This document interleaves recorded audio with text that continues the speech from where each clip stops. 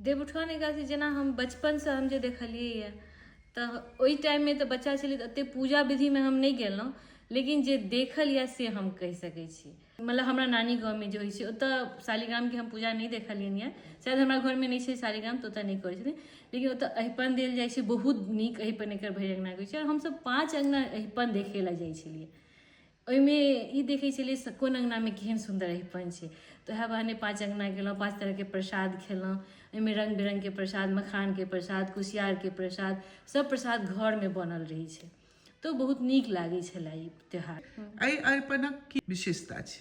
एकटा तऽ छै कि एहि अरिपन में अहाँके जते भी तरह के पुस्तक छै, जते भी तरह के बच्चा छै, ओकरा लए बुझियौ रामायण कहियो, गीता कहियो या विष्णु पुराण कहियो, एहि हिसाब से पुस्तक बनै छै, पेन बनै छै, अहाँके कोठी ढार ई सब बनै छै।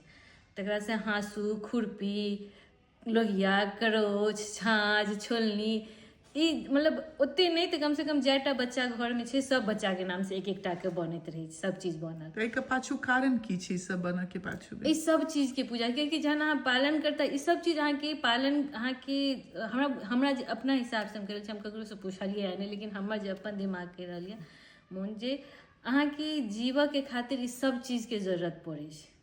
अहाँके कोठी में अनाज रहत तहन अहाँ पका के खेबै, बर्तन रहत तहन अहाँ खेबै, किताब रहत तऽ बच्चा पढ़त। और इस समाज में ई सब जरूरत के ई सब छोट छोट चीज छै जे जरूरी छै। निज गाँव सब में ई सब रोजमर्रा के जिंदगी में बहुत जरूरी छै, सबके जरूरत छै। तो ई सब चीज जे घर में अहाँके घर में जे भी चीज है वो सब बनै छै। जे अहाँ कोठी ढार बनाबै छियै ओहिमे अहाँ 5 जै रंग के अहाँ पास अनाज यऽ ओते अनाज अहाँ दऽ दियौ। ई नहीं छै अहाँ एके अनाज यऽ तऽ अहाँ सब कोठी में एके रंग के अनाज राखि दियौ अहिपन पर।